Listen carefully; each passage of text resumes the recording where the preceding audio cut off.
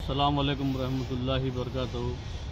मैं मुस्लिम washerman welfare association का president Mohammad Hamid आप तमाम से मुखातिब हूँ। तमाम हुकूमत के अहदेदारों से मैं मुखातिब हूँ।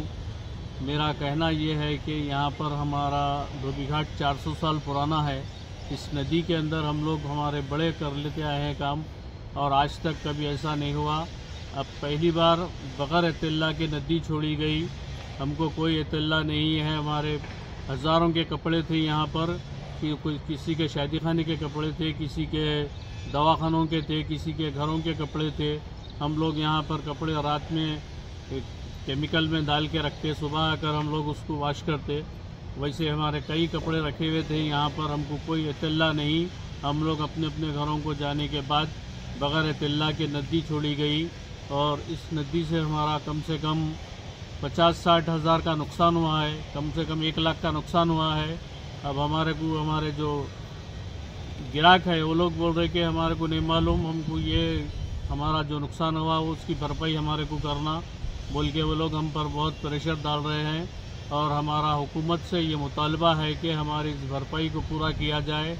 हमको इसका नुकसान जो भी नुकसान हुआ है, हम रोज़ करके रोज़ खाने वाले हैं, हम ये नहीं बर्दाश्त कर सकते। हम कम से कम हमारे यहाँ पर 1000 फैमिलीज पलते हैं, उन सब का नुकसान हो जाता। वो लोग हमको कपड़े डालने से इनकार कर रहे हैं। जब तक हम इसका नुकसान नहीं भरेंगे, जब तक वो लोग हमको कपड़े डालने से इनकार कर रहे हैं।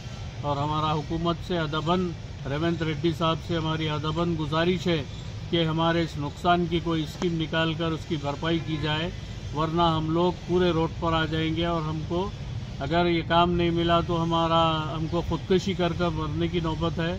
यहाँ से हमारी तिजारत यही है, हमारा ये ख़ानदानी पेशा है। हम लोग यहाँ पर ख़ानदानी 400 साल से हमारे बड़े कर लेते आए हैं, और हम लोग भी यही काम पर है। हमारा इसके लिए कोई दूसरा गुजारा नहीं है।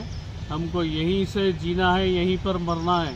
हमारा हुकूमत से फिर एक बार, हुकूमत के जितने भी अहदेदार हैं, जितने भी सियासी लीडर हैं, उनसे हमारा मुतालबा है, बहादुरपुरा एमएलए साहब से भी हमारी अदबन गुजारिश है कि वो हमारे इस नुकसान की तरफ तवज्जो डालें और हुकूमत से हमको जो मुआवजा मिलता। असदुद्दीन अवैसी साहब से भी हमारी गुजारिश है कि वो भी हमारे इस नुकसान की भरपाई करवाएं हुकूमत के ज़रिए।